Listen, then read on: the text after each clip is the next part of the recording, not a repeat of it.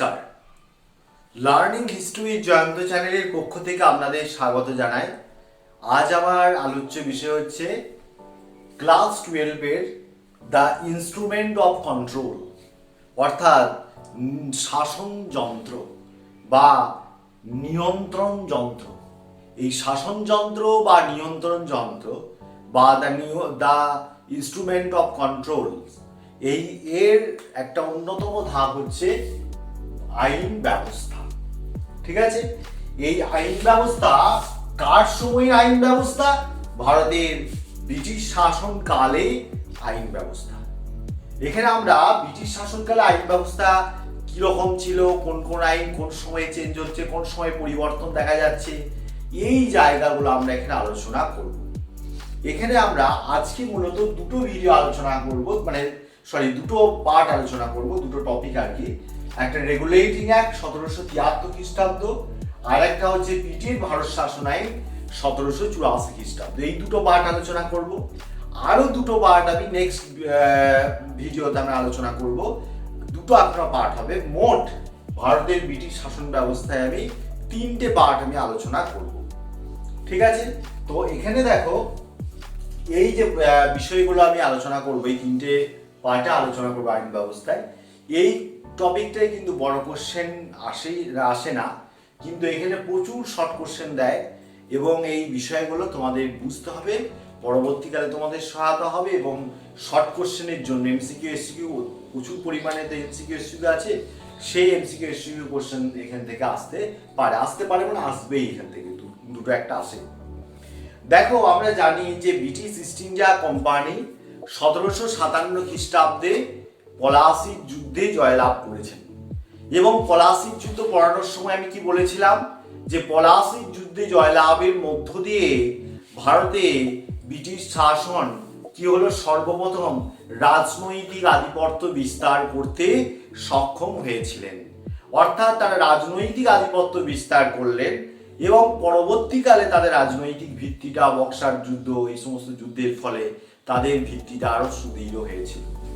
এই জায়গাতেই পলাশি থেকে পার্টিশন একটা বিখ্যাত বই রয়েছে, যেখানে শেখর বন্দ্যোপাধ্যায় বলছেন, শেখর বন্দ্যোপাধ্যায়ের লেখা বইটা পলাশি থেকে পার্টিশন। এই বইয়ে তিনি বলছেন যে ভারতে যে ব্রিটিশ সাম্রাজ্যের আয়তন, এই ভারতের ব্রিটিশ সাম্রাজ্যের আয়তন আস্তে আস্তে বৃদ্ধি পেতে শুরু করলো, ক্রমাগত বৃদ্ধি পেতে শুরু করলো। এই বৃদ্ধি পাওয়ার ফলে কি হলো না, রাজস্ব প্রাপ্তিতে একটা অসুবিধা দেখা গেল, তাদের মধ্যে একটা সমস্যা দেখা গেল। এই রাজস্ব প্রাপ্তিটাকে সুনিশ্চিত করার জন্য ভারত সরকার অর্থাৎ তৎকালীন ব্রিটিশ সরকার কি করলেন, ভারতবর্ষের আইনের শাসন বা রুল অফ ল প্রবর্তন করলেন। আইনের শাসন প্রবর্তন করলেন বা রুল অফ ল প্রবর্তন করলেন। এর অর্থ কি, যে ব্রিটিশ শাসন আইন মেনে তার শাসন কার্য পরিচালনা করবেন এবং 1765 সালের পর বাংলা বা বোম্বাই, মাদ্রাজ, এই সমস্ত জায়গায় 3টে করে প্রেসিডেন্সি স্থাপন করা হলো। 3টে করে প্রেসিডেন্সি মানে প্রেসিডেন্সি বা কেন্দ্র স্থাপন করা হলো। প্রতিটি প্রেসিডেন্সিতে কি করা হলো না, একটা করে গভর্নর স্থাপন করার কথা বলা হলো এবং তার অধীনস্থ পরিচালক যারা কাউন্সিল হিসেবে গণ্য হবে, এই কাউন্সিলরা কি করলেন, আইনসম্মতভাবে শাসন পরিচালনার কথা বললেন। এদের এই কাজকর্ম তদারকি কে করবেন না, এদের কাজকর্ম যারা তদারকি করবেন তাদেরকে নাম দেওয়া হলো কোম্পানির পরিচালক সভা বা বোর্ড অফ ডিরেক্টরেটস। ঠিক আছে, এবং যেটা হচ্ছে মালিক সভাকেও দায়িত্ব দেওয়া হয়েছিল। এটা হচ্ছে মেন বিষয়। তাহলে এই যে বললাম যে ভারতে ব্রিটিশের আইন ব্যবস্থা কেন প্রয়োজনীয়তা হলো না, ভারতবর্ষের যখন ইংরেজরা আধিপত্য বিস্তার করতে সক্ষম হলে রাজনৈতিকগত দিক থেকে, তখন তাদের স্বার্থকে সুনিশ্চিত করার জন্য, বারবার বলছি, তাদের স্বার্থকে সুনিশ্চিত করার জন্য এই আইনের শাসন প্রবর্তন করার প্রয়োজনীয়তা দেখা গেল। এই যে আইনের শাসন প্রবর্তন করার প্রয়োজনীয়তা দেখা গেল, তার মধ্যে সবচেয়ে অন্যতম অঙ্গ হচ্ছে, যেটা আজকে এই দুটো টপিক পড়াবো, সেটা রেগুলেটিং অ্যাক্ট 1773 এবং ব্রিটিশ ভারত শাসন আইন 1784 সাল। এই দুটো আইনের মাধ্যমে এই দুটো আরো আইন ছিল যেটা নেক্সট ভিডিওতে আলোচনা করবে। এই আইনগুলোর মাধ্যমে কিভাবে তারা ব্রিটিশ শাসনকে আরো শক্তপোক্ত করতে সক্ষম হয়েছিলেন সেই জায়গাগুলো আমি বলবো।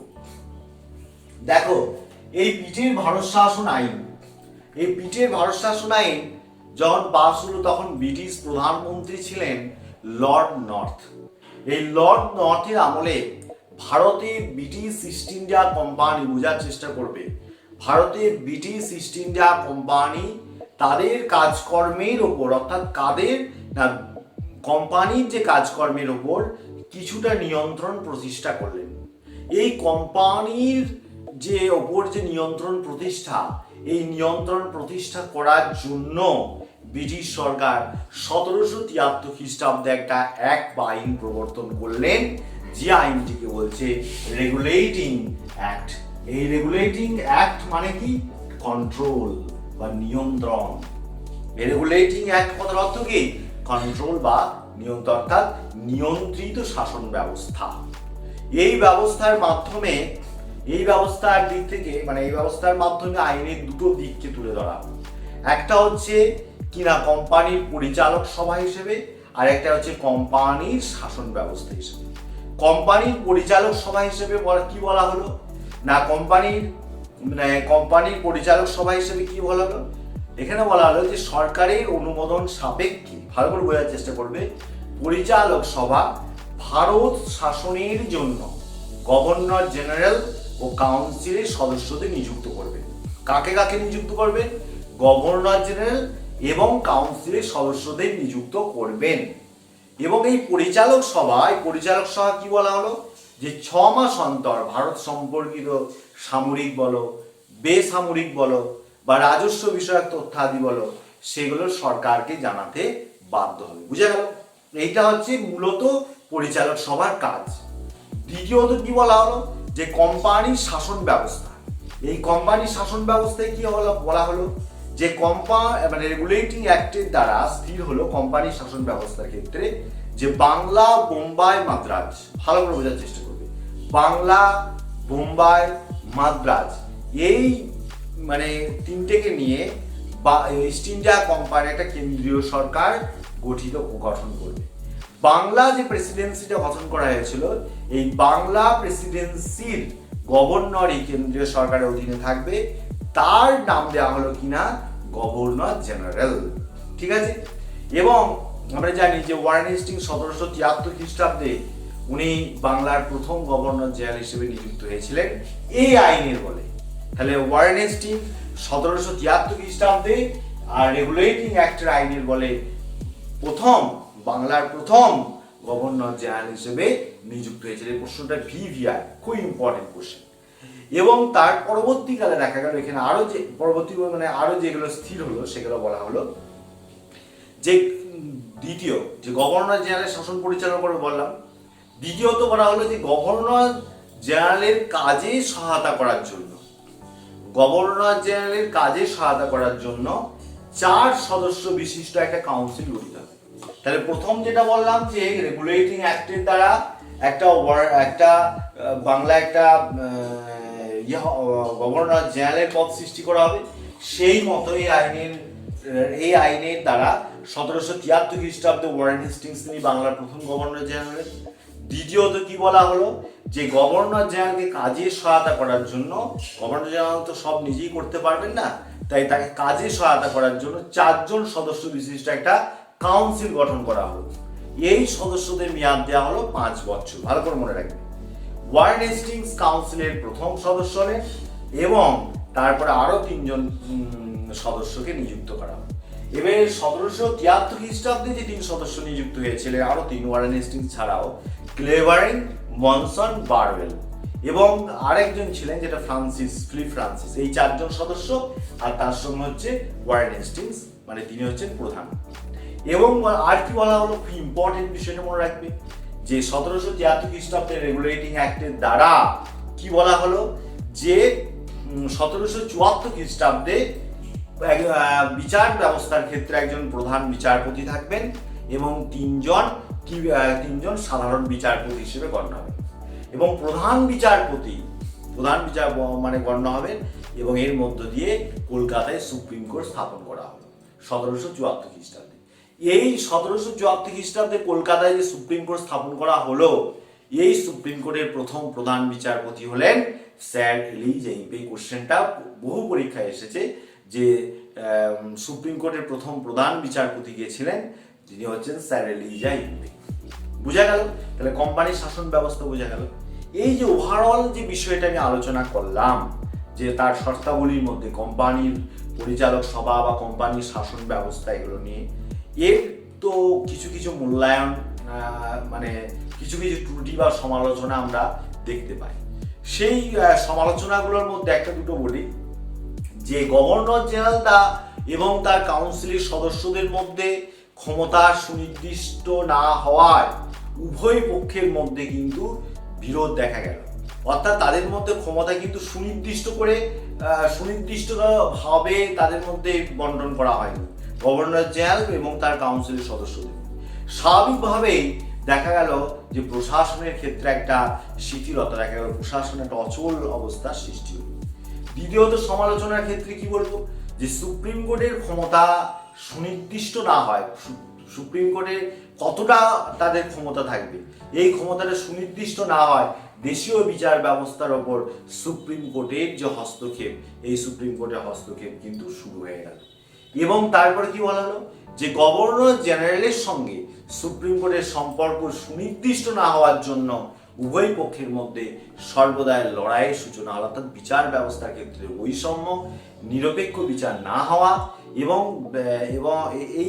এই ধরনের একটা বিচার ব্যবস্থা সেই সময়কালে এই আইনের মধ্য দিয়ে ফুটে উঠল, যেটাকে আমরা একটা সমালোচনা বা ত্রুটি হিসেবে তুলে ধরতে পারি। নেক্সট হচ্ছে গুরুত্ব, অর্থাৎ 1757 খ্রিস্টাব্দে, মার্জনা করবেন, 1773 খ্রিস্টাব্দে রেগুলেটিং অ্যাক্টের মধ্য দিয়ে যে রেগুলেটিং অ্যাক্ট সংগঠিত হলো, তার গুরুত্ব কতখানি। এই গুরুত্বে কি বলা হলো, যে এই আইন হচ্ছে ভারতের শাসনতান্ত্রিক বিবর্তনের ইতিহাসে এক উল্লেখযোগ্য পদক্ষেপ, এক গুরুত্বপূর্ণ পদক্ষেপ। এর ওপর ভিত্তি করে পরবর্তীকালে ইন্দো ভারতীয় শাসনতন্ত্র গড়ে উঠেছিল, এটা ইম্পর্টেন্ট। দ্বিতীয়ত আমরা বলতে পারি এটি ভারতের প্রথম একটা লিখিত আইন। ভারতের প্রথম লিখিত আইন হচ্ছে 1773 সালের রেগুলেটিং অ্যাক্ট। এছাড়া ব্রিটিশ সরকার সর্বপ্রথম কি করলেন, এই আইনের মধ্যে কোম্পানির ওপর যে নিয়ন্ত্রণ, এই নিয়ন্ত্রণ কায়েমের উদ্যোগ নিলেন। ঠিক আছে, এইভাবে রেগুলেটিং অ্যাক্ট 1773 খ্রিস্টাব্দে দেখা গেল, এই প্রতিষ্ঠিত হল। এই যে এটা এই 1773 খ্রিস্টাব্দের যে আইনটা, এটা এইভাবেই তার লিখবে। প্রথমে ভূমিকা দেবে, দ্বিতীয়ত হচ্ছে শর্তাবলী লিখবে,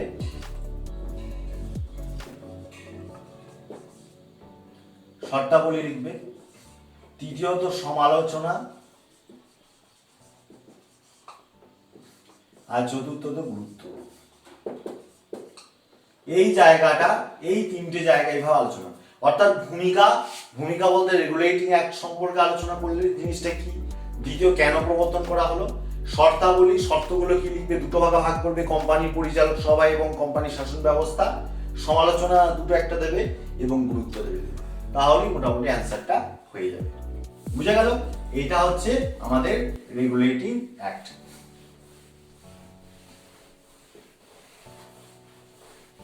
এরপর যেটা আলোচনা হবে সেটা হচ্ছে ভারতে 1700 কত খ্রিস্টাব্দে না 1784 খ্রিস্টাব্দে পিটের ভারত শাসন আইন।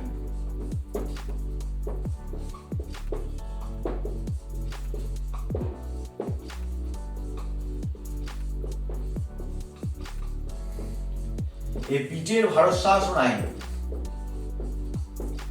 1784 খ্রিস্টাব্দে সংগঠিত হয়েছে। এই পিটের ভারত শাসন আইনটা কি? পিটের ভারত শাসন আইনটা কি?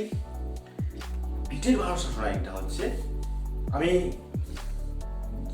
কিছুক্ষণ আগেই আলোচনা করলাম যে 1773 খ্রিস্টাব্দে রেগুলেটিং অ্যাক্ট প্রবর্তিত। এই রেগুলেটিং অ্যাক্টের দুটো একটা আমি সমালোচনা বললাম, ত্রুটি বললাম। এই যে সমালোচনা বা ত্রুটিগুলো রয়ে গেল, অর্থাৎ ত্রুটিগুলোকে রয়ে গেলেই তো হবে না, সেগুলোকে আমাদের কি করতে হবে, সেগুলোকে ব্রিটিশ সরকার তখন ভাবলেন যে সেগুলোকে আমাকে রেকটিফাই করতে হবে। তাহলে কি করা যাবে না, এই 1773 খ্রিস্টাব্দে রেগুলেটিং অ্যাক্টে ত্রুটি বিচ্যুতিগুলো দূর করার জন্য তখন আর একটা আইনের প্রয়োজনীয়তা দেখা গেল। সেই সময়ে ব্রিটিশ প্রধানমন্ত্রী উইলিয়াম পিটের উদ্যোগে 1784 খ্রিস্টাব্দে ইস্ট ইন্ডিয়া কোম্পানি এই পিটের ভারত শাসন আইনটা প্রবর্তন করলেন। কে করলেন? উইলিয়াম পিট। এই উইলিয়াম পিট যেহেতু এই আইনটা প্রবর্তন করেছিলেন, তাই এর নাম হচ্ছে এই শাসন আইনটার নাম হচ্ছে পিটের ভারত শাসন আইন। এটা তুমি লিখলে ভূমিকাতে, এই তো অ্যান্সার টু দ্য পয়েন্ট, বেশি লেখার কোনো জায়গা নেই। দ্বিতীয়ত হচ্ছে তোমরা পয়েন্ট করবে শর্ততে যেটা লিখবে, শর্তাবলী বা শর্ততে যে লিখবে যে ব্রিটিশ ভারত শাসন আইনের দ্বারা বলা হলো কি, যে ব্রিটিশ অর্থ সচিব, একজন রাষ্ট্র সচিব ও মনোনীত প্রিভি কাউন্সিলের 4 জন সদস্য নিয়ে একটা বোর্ড অফ কন্ট্রোল গঠিত হবে।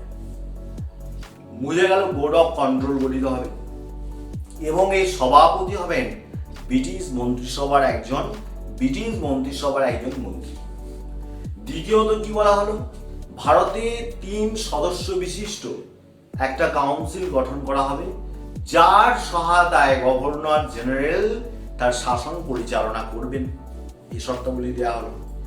তারপরে বলা হলো যদি কোনো যুদ্ধ হয়, অর্থাৎ যুদ্ধ বা শান্তি বলো বা রাজস্ব বা দেশীয় রাজ্যগুলির সঙ্গে সম্পর্ক স্থাপন প্রভৃতি বিষয়ে বোম্বাই কাউন্সিলের সঙ্গে বা আমাদের মাদ্রাজ কাউন্সিলের সঙ্গে, বোম্বাই বা মাদ্রাজ প্রেসিডেন্সির ওপর গভর্নর জেনারেলের ক্ষমতা সুনির্দিষ্ট করতে হবে। এই যে শর্তাবলী হলো তখন চাপানো হলো। এগুলো 2-3টে মনে রাখবে, মোটামুটি 3টের মতো মনে রাখবে। নেক্সট তুমি কি দেবে না, ব্যর্থতার সমালোচনা।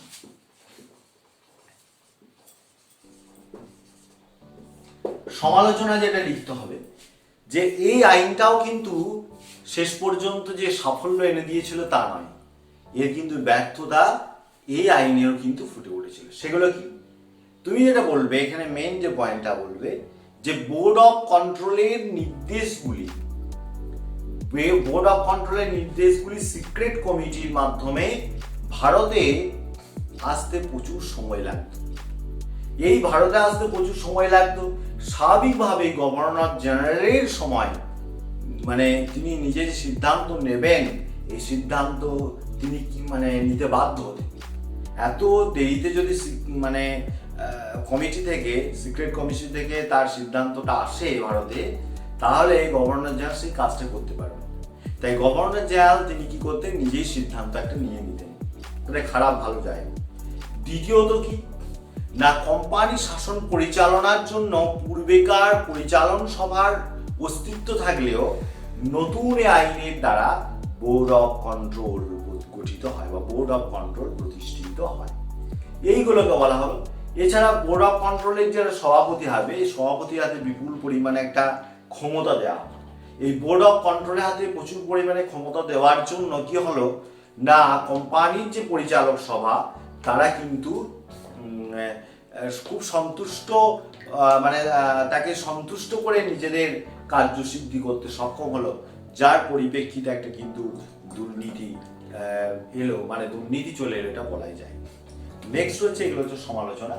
নেক্সট মূল্যায়ন, অর্থাৎ সাফল্যের দিকটা তুলে ধরতে হবে। মূল্যায়ন যেটা তুলে ধরতে হবে সেটা হচ্ছে কি, যে রেগুলেটিং অ্যাক্টে ত্রুটি বিচ্যুতিগুলো পিটের ভারত শাসন আইনে কিন্তু যতটা দূর করার চেষ্টা করা হয়েছিল, ততটা না হলেও অনেকটা পরিমাণে কিন্তু দূর করা হয়েছিল। এটা একটা সাফল্য। দ্বিতীয়ত হচ্ছে যে পিটের আইনের দ্বারা গভর্নর জেনারেলের ক্ষমতা বাড়ল, গভর্নর জেনারেলের মর্যাদা প্রতিষ্ঠিত হলো। তৃতীয়ত হচ্ছে কি না, সামরিক এবং বেসামরিক সব দিক দিয়ে কোম্পানি ব্রিটিশ সরকারের অধীনস্থ হলেন এবং ভারতের সাম্রাজ্যে ব্রিটিশ সরকারের সার্বভৌমত্ব স্বীকৃতি লাভ করল। বুঝা গেল? এই জায়গাটা হচ্ছে পিটের ভারত শাসন আইন 1784 খ্রিস্টাব্দ। তাহলে 1784 খ্রিস্টাব্দে পিটের ভারত শাসন আইন কি বললাম? প্রথমেই ভূমিকা লিখবে। এই পিটের ভারত শাসন আইনের সময় যিনি ব্রিটিশ প্রধানমন্ত্রী ছিলেন উইলিয়াম পিট, এই উইলিয়াম পিটের নেতৃত্বে আইনটা প্রবর্তিত হয়েছিল, তাই এটা হচ্ছে পিটের ভারত শাসন আইন, এটা লিখবে। তারপরে শর্তগুলো লিখবে, দুটো তিনটে করে লিখবে। তারপরে সমালোচনা দুটো তিনটা আলোচনা করবে, যেগুলো আমি বললাম। তার বাইরেও প্রচুর সমালোচনা আছে, প্রচুর বই আছে। তারপরে হচ্ছে মূল্যায়ন। এই মূল্যায়ন অর্থাৎ সাফল্যের দিকটাকে তোমরা তুলে ধরবে, তাহলেই মোটামুটি একটা অ্যান্সার বুঝা গেল। অর্থাৎ তোমাকে মনে রাখতে হবে, আজকে আমি দুটো আইন পড়ালাম। এই দুটো আইন, একটা হচ্ছে 1773 রেগুলেটিং অ্যাক্ট এবং 1784 পিটের ভারত শাসন আইন। দুটো আইনের দিকগুলো কি, তাদের ডিফারেন্সগুলো কি। যে প্রথম আইন, এটা তোমাকে ভাবতে হবে যে 1773 খ্রিস্টাব্দে কনসেপচুয়াল এগুলো ভাবতে হবে যে 1773 খ্রিস্টাব্দে রেগুলেটিং অ্যাক্টের মধ্যে একটা আইন প্রবর্তিত এবং পিটের ভারত শাসনের কি পরিবর্তন করলো, সেই আইনটা কতটা সেটা আইনটা আরো মজবুত হলো, এই দিকটা তোমাদের ভাবতে হবে। এই দিকটা তোমরা দেখো এবং তোমরা মানে চিন্তা করো আইডিয়াটা যে কতটা কি পরিবর্তন হলো, নিজে লেখার একটা চেষ্টা করো। নিয়ে তোমরা কোনো টিচারকে দেখিও, তাহলে নিশ্চয়ই তোমরা উনি দেখে নেবেন যে তোমাদের কনসেপ্টটা আইডিয়াটা ঠিকঠাক হয়েছে। বুঝে গেল? এটা তোমাদের আমি সাজেস্ট করলাম, এবারে তোমরা ভেবে চিন্তে দেখবে। তো এই হচ্ছে ব্যাপার। আজকে এই দুটো আইন আমি আলোচনা করলাম। নেক্সট ভিডিওতে আরো দুটো ভিডিও আমি এই আইন ব্যবস্থা নিয়ে আলোচনা করব, ঠিক আছে? তাতে ছোট ছোট ভাবে আলোচনা করলে তোমাদের শুনতেও ভালো লাগবে, আর বড় একটু ভিডিও করলে তাতে আমাদের সমস্যা হয় আর তোমাদেরও তোমরা ধৈর্যহীন হয়ে যাবে। যাই হোক, এই যে আইন ব্যবস্থা দুটো মানে আমি আলোচনা করলাম, সেই সংক্রান্ত কোনো প্রশ্ন থাকলে অবশ্যই তোমরা কমেন্ট বক্সে কমেন্ট করবে। এবং আমার যে প্রয়াসটা, আমার এই প্রয়াসটা যদি তোমাদের ভালো লাগে, তোমরা কিন্তু লাইক, শেয়ার, সাবস্ক্রাইব করতে ভুলবে না। আর তোমাদের প্রত্যেকটা চ্যাপ্টার ভিত্তিক আমি শর্ট কোশ্চেনও দেওয়ার চেষ্টা করছি, এসসিকিউ টাইপের। শুধু বিষয়গুলো আলোচনা করে ছেড়ে দিচ্ছি তা নয়। ফার্স্ট চ্যাপ্টার আমি পড়েছি উচ্চ মাধ্যমিকে, শর্ট কোশ্চেন অলরেডি আপলোড করা হয়ে গেছে। সেকেন্ড চ্যাপ্টার আমি আলোচনা করেছি তোমাদের বড় কোশ্চেনের জন্য এবং শর্ট কোশ্চেন অলরেডি আপলোড করা হয়ে গেছে। থার্ড চ্যাপ্টার ক্ষেত্রে আমি আলোচনা শুরু করেছি, আলোচনা শেষ হলে আমি আবার শর্ট কোশ্চেন দিয়ে দেবো। তার পরবর্তীকালে এইভাবে প্রত্যেকটা চ্যাপ্টার আমি আলোচনা করে যতটা আমি পারবো শেষ করব, নিয়ে আমি সাজেশন দিয়ে দেওয়ার চেষ্টা করব। ঠিক আছে? বেশ, তোমরা ভালো থেকো, তোমরা আমার চ্যানেল ফলো করতে থাকো, যদি একটু উপকৃত হয় ভালো লাগবে। নমস্কার, থ্যাংক ইউ ফর ওয়াচিং।